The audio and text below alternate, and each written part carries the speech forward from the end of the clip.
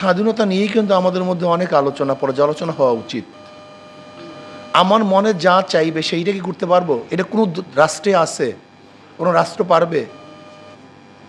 তাহলে সংবিধানের প্রয়োজন কি? আদালতের প্রয়োজন কি? আমি বাস করছি, হয়ে গেছে। লিবারেল ডেমোক্রেসি যেটা বলে। যাই হোক, কথা তো লম্বা করা যাবেই না। এই পাকবুদ উপমহাদেশ মুসলমানদের, এটা প্রথম মাথার মধ্যে রাখতে হবে। এটা মুসলমানদের দেশ। এখানে 750-800 বছর পর্যন্ত আমরা শাসক ছিলাম।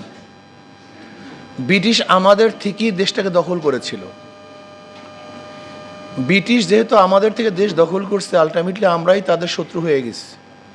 আমরা ব্রিটিশের বিপক্ষে।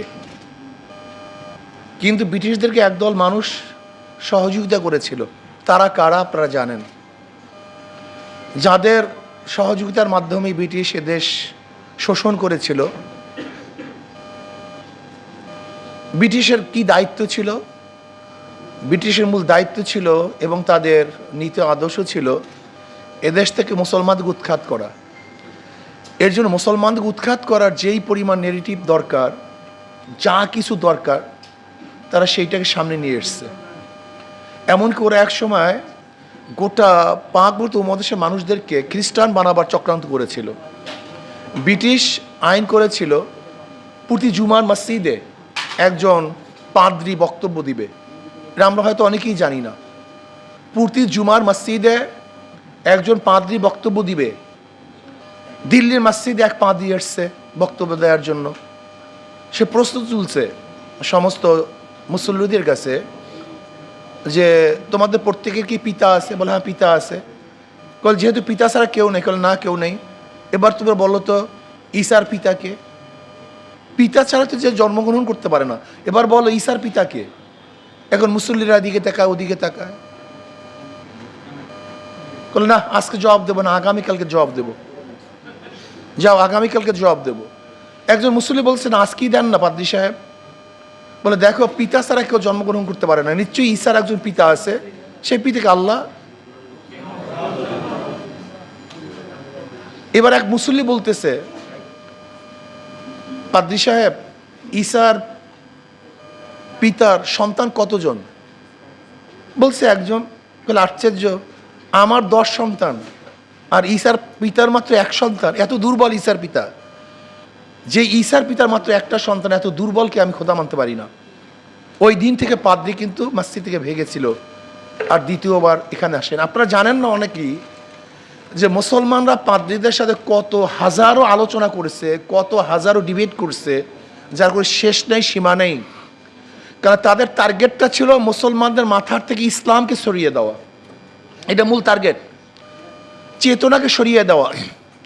এই চেতনাটা কি ছিল? মুসলমানের চেতনার কারণেই মাত্র মোহাম্মদ বিন কাসিম 712 ঈসাই সালে 5000 সৈন্য নিয়ে রাজা দাহিরের 1 লক্ষ সৈন্যের বিরুদ্ধে বিজয় কেন হয়েছিলেন? সেই চেতনাটা কি ছিল? এটা আপনাকে মনে রাখতে হবে। তারেক বিন জিয়াদ মাত্র 5000 সৈন্য স্পেন কিভাবে দখল করেছিল? সেই চেতনাটা কি ছিল? আপনাকে মনে রাখতে হবে। বদরের ময়দানে মাত্র 313 জন বিশাল বাহিনীর বিরুদ্ধে কোন চেতনা উজ্জীবিত হয়ে বিজয় অর্জন করেছিলেন, সেটা মাথায় রাখতে হবে। এই চেতনাটাকে নষ্ট করার জন্যই হাজারো পরিকল্পনা, হাজারো চেষ্টা। এই শুধু আমার চেতনাটা কি, এর জন্য দেখবেন ওরা বিভিন্ন কথা নিয়ে এসছে। আমি স্বাধীন, আমি উদারপন্থী, আমি মৌলবাদী নই। এই সমস্ত কথাগুলি শুধু আমার মাথার মধ্যে যে বিশ্ব জয় করার চেতনা ছিল, এই চেতনাকে নষ্ট করার টার্গেট। ব্রিটিশের দখল করলো। আপনি কি জানেন ব্রিটিশদের বিরুদ্ধে প্রথম আন্দোলনের সূচনা কে করেছিল? এই ব্রিটিশদের বিরুদ্ধে প্রথম আন্দোলনের সূচনা করেছিল শাহ আব্দুল আজিজ সাহেব রহমতুল্লাহ আলী।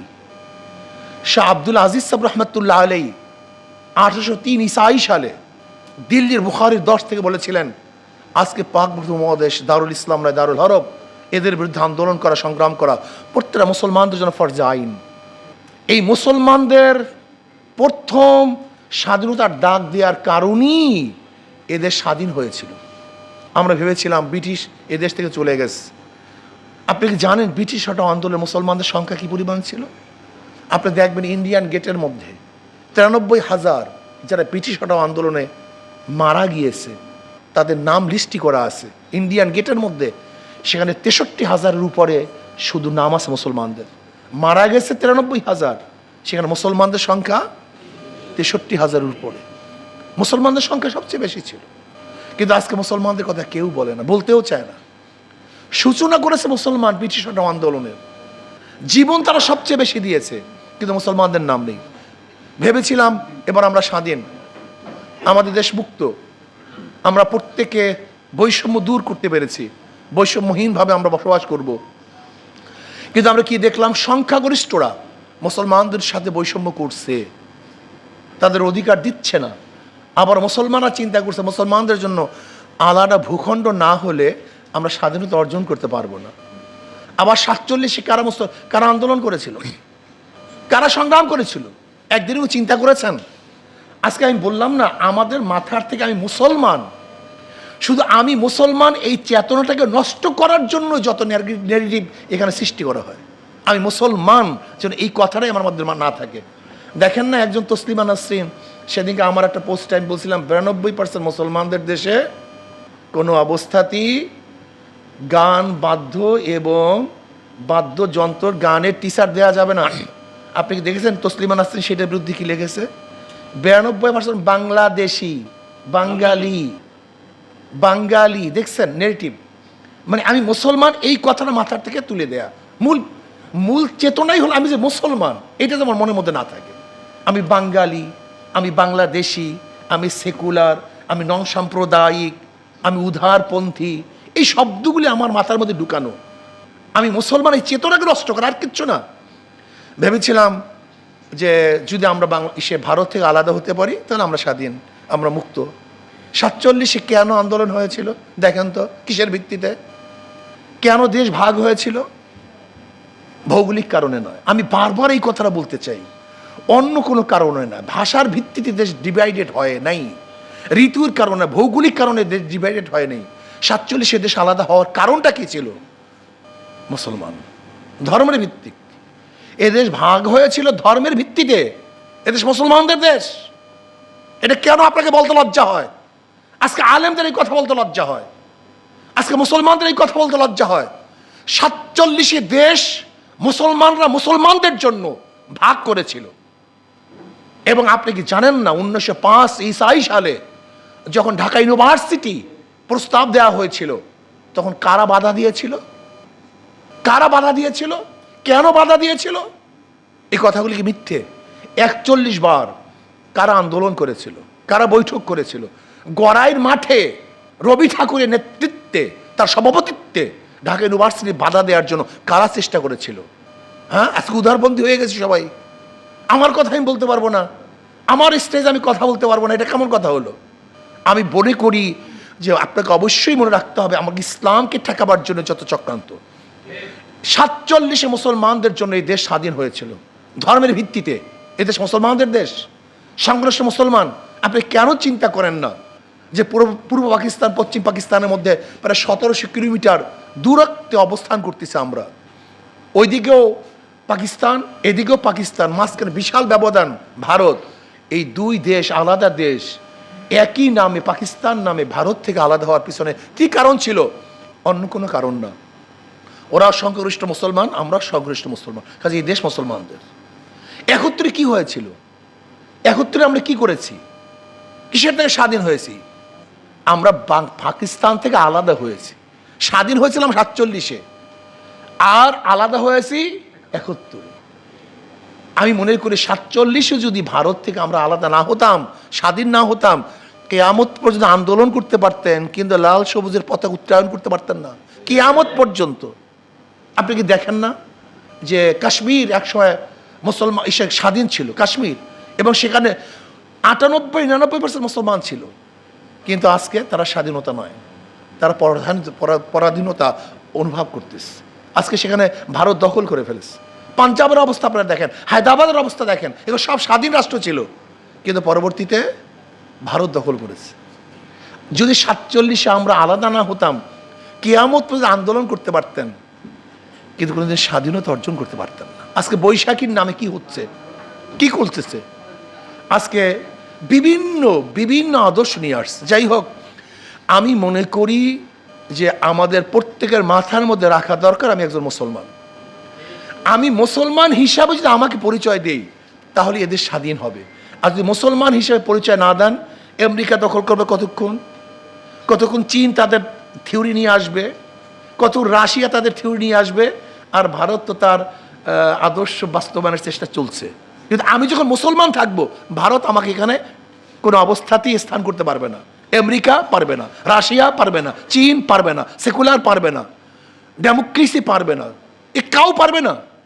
যখনই আপনি মুসলমান থাকবেন না, যখন কাউ স্বামী থাকে তখন ওই তার দিকে কেউ তাকায় না, যখন স্বামীহীন থাকে যখন সবাই তাকাতে চায়। এটা নিয়ম, এটা সমাজের একটা কথা বললাম।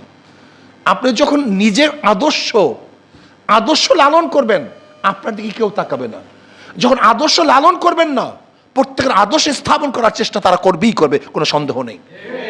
কিন্তু আপনি যখন বলবেন আমি মুসলমান, মানে ওখানে যেয়ে লাভ নেই, দরকার নেই, তারা মুসলমান। প্রিয় ভাইয়ার আমার, আপনি কি ভেবেছেন ভারতের মধ্য থেকে আমাদের যে কাঁটা তারার বেড়া, এইটাই কি আমাদের মূল পার্থক্য? এইটাই কি না পার্থক্য দেশের? না, কাঁটা তারার বেড়া তুলে দেওয়ার 1 মিনিট সময় লাগে না, তুলে দিতে 1 মিনিট সময় লাগে না। আমাদের মূল পার্থক্য কি জানেন? ভারতের সাথে আমাদের বিশাল একটা পার্থক্য হলো আমরা সংশ্লিষ্ট মুসলমান। এইটি হলো বড় পার্থক্য। এই জন্য ওরা চিন্তা করতেছে মুসলমানদেরকে যতক্ষণ পর্যন্ত ধ্বংস না করা যাবে, যাদের চেতনাকে নষ্ট না করা যাবে, ততদিন পর্যন্ত এ দেশকে দখল করা সম্ভব না। এই জন্য ওদের মূল টার্গেট হলো আমাদের চেতনাকে নষ্ট করা। যাই হোক, 71 ভেবেছিলাম আমরা স্বাধীন, আমরা মুক্ত, কিন্তু 75-এর পর হইতে আজ পর্যন্ত যারাই 71-এর পর থেকে আজ পর্যন্ত যারাই শাসন করেছে, এরা আমাদের ইসলামকে নিয়ে কেউ চিন্তা করে নাই, ভাবনা করে নাই। প্রত্যেক শাসকের চিন্তা ছিল ভিন্ন চিন্তা। ইসলামকে স্টাবলিশ করার কোনো চিন্তা কার মধ্যে ছিল না, পড়ার মধ্যে ছিল না, আলোচনার মধ্যে ছিল না, শাসকদের কাজের মধ্যে ছিল না, আমাদের কার মধ্যে ছিল না এটা যে সংখ্যাগরিষ্ঠ মুসলমানরা এ দেশটাকে স্বাধীন করেছে ইসলামের জন্য, কাজে ইসলামকে স্টাবলিশ করা উচিত, ইসলামকে বাস্তবায়ন করা উচিত, এই চিন্তা আমাদের অনেকের মধ্যে ছিল না। আসুন না, 24-এর আন্দোলনের পরে আমরা যেহেতু মোটামুটি স্বাধীন হয়েছে, আমরা আর চীনের গোলামি করতে চাই না, আমেরিকার গোলামি করতে চাই না, ভারতের গোলামি করতে চাই না, রাশিয়ার গোলামি করতে চাই না। আমরা আমাদের আদর্শ বাস্তবায়ন করতে চাই। আমি একজন মুসলমান, আমার আদর্শ কোরআন ও সুন্নাহ। যদি একজন সেকুলার, একজন নাস্তিক, একজন বামপন্থী তারা আদর্শ বুক ফুলিয়ে বলতে পারে, তা আপনি মুসলমান হিসাবে আপনার আদর্শ বুক ফুলিয়ে বলতে পারেন না কেন? আপনার বাধা কিসের? আমাকে বলুন তো, আপনার বাধা কিসের? এর কারণটা কি? আমরা সব জায়গায় মিস্ত্রি হয়ে যায়। আচ্ছা দেখেন তো, কোনো হিন্দু পণ্ডিত কি ঈদের সময় এসে বলছে এটা আমাদের পূজা, আমাদের এইটা, আমাদের সেটা, এরকম বলছে কেউ? কিন্তু আমরা দেখবেন এই দুর্গা পূজার সময় আমরা মুসলমান তাদের আদর্শ বিকিয়ে দিয়ে সব কিছু উৎসর্গ করে দিয়ে মনে হয় এটাকে মিশ্র হয়েছে। এই মিশ্র হওয়ার নাম কি? স্বাধীনতা। এইটার নাম কি উদারতা? এইটার নাম কি নন সাম্প্রদায়িকতা? নন সাম্প্রদায়িকতা কি? আমি হিন্দুদের পূজা ঠিক মতো করতে পারে, তারা স্বাধীনভাবে পূজা করতে পারে, এই দায়িত্ব আমার, এটা রাষ্ট্রের দায়িত্ব। আমি গিয়ে সেখানে পূজা করব, এটা রাষ্ট্রের দায়িত্ব না। এটা আপনি কেন বুঝতেছেন না? আমি ঈদ পালন করবো, এটা আমার দায়িত্ব, কিন্তু সবাইকে ঈদ পালন করতে হবে, এটার নাম উদাহরণ নন সাম্প্রদায়িকতা। এটা আপনাকে কি শিখাইছে? এগুলো ঠিক না। যারা দেবীকে বিশ্বাস করে তারা দেবীকে নিয়ে আলোচনা করবে এবং আলোচনা করতে পারে। এই স্বাধীনতা দেওয়ার নাম হলো রাষ্ট্রের কাজ। কিন্তু আপনি গিয়ে দেবীকে একেবারে নিজের খোদা বানায় ফেলাইবেন, এটা রাষ্ট্রের কাজ না, এটার নাম নন সাম্প্রদায়িকতা না। আমি বলতে চাই, একটা মুসলমানদের দেশের মধ্যে সমস্ত বিধর্মীদের তাদের ধর্ম পালন করার সম্পূর্ণ স্বাধীনতা থাকবে, এর নামই স্বাধীনতা। তার মানে এই নয় যে আপনি প্রত্যেক ধর্মের কৃষ্টি, কালচার, সংস্কৃতি নিজের মধ্যে নিয়ে আসবেন, এর নাম স্বাধীনতা, এটা না। যেমন আমি কি মনে করি, আমি মনে করি ইসলামের মধ্যে সমস্ত মানুষের মুক্তি আছে, সমস্ত মানুষের স্বাধীনতা আছে। ইসলামের বাহিরে কোনো আদর্শ মানুষকে মুক্তি দিতে পারে না, স্বাধীনতা দিতে পারে না। আর একটা কথা মনে রাখতে হবে, আমাদের এই সেকুলারদের মধ্যে থাকতে থাকতে আমাদের মেজাজ হয়ে গেছে যে আমরা শুধু দুনিয়া নিয়ে চিন্তা করি, কিন্তু একজন মুসলমানের শুধু দুনিয়া নিয়ে চিন্তা হতে পারে না। আমাদের মূল চিন্তা হলো আখেরাত এবং দুনিয়া, উভয়টাই। আমরা দুনিয়াতে শান্তি চাই, আখেরাতে মুক্তি চাই। কিন্তু আমাদের মুসলমানদের দেখছি, আমি যত আলোচনা হোক, আমাদের আখেরাত একটা আছে, পরবর্তী জিন্দিগি আছে, এই চিন্তা আমাদের মধ্যে নাই। আমরা শুধু দুনিয়া দুনিয়া। সেকুলারদের কাজটা কি, নাস্তিকদের কাজটা কি? একটা নাস্তিকের কাজ হলো শুধু দুনিয়া দুনিয়া নিয়ে চিন্তা করা, কিন্তু একজন মুসলমান তৌহিদবাদীর কাজটা কি? দুনিয়া এবং আখেরাত উভয়কে নিয়ে চিন্তা করা। এর জন্য আমি মনে করি যতক্ষণ পর্যন্ত আমাদের মেজাজের মধ্যে দুনিয়া এবং আখেরাত উভয়ের মেজাজ না আসবে, ততক্ষণ পর্যন্ত যারা ইসলামপন্থী থাকবো তারা একদিন ধ্বংস হয়ে যাব। যারা মনে করবো শুধু দুনিয়া, রাজনীতি আমাদের মূল দায়িত্ব, তারা কিন্তু আদর্শের উপর থাকতে পারবো না, নষ্ট হয়ে যাবে আদর্শ। আর যারা মনে করি না আমাদের দুইটা কাজ, দুনিয়ায় মুক্তি আখেরাতে শান্তি, এই দুনিয়ায় মুক্তি আখেরাতে শান্তি পাওয়ার জন্য আমরা যদি চেষ্টা করি, তাহলে এই মানুষগুলি স্বাধীন থাকতে পারবে, এই মানুষগুলি উন্নত হবে এবং চুরি হবে না, ডাকাতি হবে না, আল্লাহর কাছে জবাব দিতে হবে। এই চিন্তা যতক্ষণ পর্যন্ত না আসবে, চুরি বন্ধ করতে পারবেন না, ডাকাতি বন্ধ করতে পারবেন না। আজকে যারা ক্ষমতায় যেতে চায়, ক্ষমতায় না যাওয়ার আগেই তাদের অবস্থা আপনারা দেখেছেন। হীন এমন কোনো অপরাধ নেই যে অপরাধ তারা করছে না। আজকে তারা ক্ষমতায় যাওয়ার জন্য ধর্মকে বিক্রি করতে পারে, আজকে ক্ষমতায় যাওয়ার জন্য ধর্মকে পরিবর্তন করতে পারে, আজকে ক্ষমতায় যাওয়ার জন্য তারা ইসলামের বিরুদ্ধে কথা বলতে পারে। আমি চাই আসুন আমরা মুসলমান, 92% মুসলমানদের দেশে ইসলামের হুকুমাত হবে। শুধু কোরআন না, এটা একটা ভুল। আমাদের অনেকের মাথার মধ্যে শুধু কোরআন কোরআন সরার, শুধু কোরআন কিচ্ছু না। শুধু কোরআন কোনোদিন শাসন করতে পারে না। কোরআন ও সুন্নাহ শব্দ ব্যবহার করতে হবে, কোরআন ও সুন্নাহ শব্দ ব্যবহার করতে হবে। যদি শুধু কোরআন কোরআন বলেন, হাজারো জায়গায় ডিস্টার্ব হবে, যা চিন্তাও করতে পারবেন না। এর জন্য আমি প্রত্যেকটা বক্তব্যকে বলবো, যখনই বলবেন কোরআন সুন্নাহ, কোরআন সুন্নাহ, কোরআন সুন্নাহর আইন, শুধু কোরআন কোরআন, এটা ঠিক না। এটা হালে কোরআনিয়াদের একটা সাবজেক্ট, এর মধ্যে মারাত্মকভাবে একটা দর্শনের গলত আছে। কোরআন ও সুন্নাহ, কোরআন ও সুন্নাহ। কেন কোরআন হাজারো, যেমন নামাজের কথা বলছে কোরআন, কিন্তু 5 ওয়াক্তের ব্যাখ্যা কোরআনের মধ্যে নেই। ইন্নাস সালাতা কানাত আলাল মুমিনিনা কিতাবাম মাওকুতা, ওয়াক্ত মতো নামাজ পড়া, কোন ওয়াক্ত কোন সময় শুরু হবে এটা কোরআনের মধ্যে ব্যাখ্যা নেই। আপনি কিভাবে নামাজ পড়বেন আমাকে বলেন তো? রোজার গোটা ব্যাখ্যা, কিভাবে রোজা রাখতে হবে, কিভাবে রোজা ছাড়তে হবে, কোন সময় রোজা রাখতে হবে, কোন সময় রোজা ছাড়তে হবে, এর ব্যাখ্যা কোরআনের মধ্যে নাই। আপনি কোরআন দিয়ে কি করবেন আমাকে বলেন তো? হজের পুরা ব্যাখ্যা কোরআনের মধ্যে নেই, জাকাতের পুরা ব্যাখ্যা কোরআনের মধ্যে নেই। চুরি করলে কি পরিমাণ চুরি করলে, কখন চুরি করলে, কোন অবস্থায় চুরি করলে, এর ব্যাখ্যা কোরআনের মধ্যে নাই। কাজে আপনাকে অবশ্যই মনে রাখতে হবে শুধু কোরআন কোরআন, এর মধ্যে শুভঙ্করের ফাঁকি, এটা আহলিয়া কোরআনিয়াদের একটা স্লোগান। খুব হুঁশ রাখতে হবে, কোরআন ও সুন্নাহ, কোরআন ও সুন্নাহ। আর আমি মুসলমান, এই চেতনাকে যদি এস্টাবলিশ করতে পারেন, আমরা মুক্তি পাবো, এদের স্বাধীন থাকবে।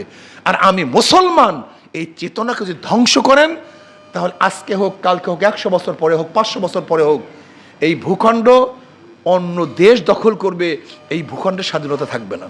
কাজে আসুন ইসলামকে ধারণ করে, ইসলামী আদর্শকে ধারণ করে যদি আমরা ইনশাআল্লাহ চলতে পারি, তাহলে 47-এ যে স্বাধীনতা পেয়েছিলাম এবং ব্রিটিশদের বিরুদ্ধে যে আন্দোলন করেছিলাম, একত্রে যে উদ্দেশ্যে আন্দোলন করেছিলাম, সাম্য, মানবিক মর্যাদা এবং সামাজিক ন্যায় বিচার, এবং আমরা 2024-এ আন্দোলন করেছিলাম বৈষম্য বিরোধী আন্দোলন, যদি কোরআন ও সুন্নাহর আইন আমরা বাস্তবায়ন করতে পারি, তাহলে ইনশাআল্লাহ যুগে যুগের যে রক্ত এবং যেই জীবন আমরা দিয়েছিলাম, সেটা ইনশাআল্লাহ অবশ্যই আমরা অর্জন করতে পারব।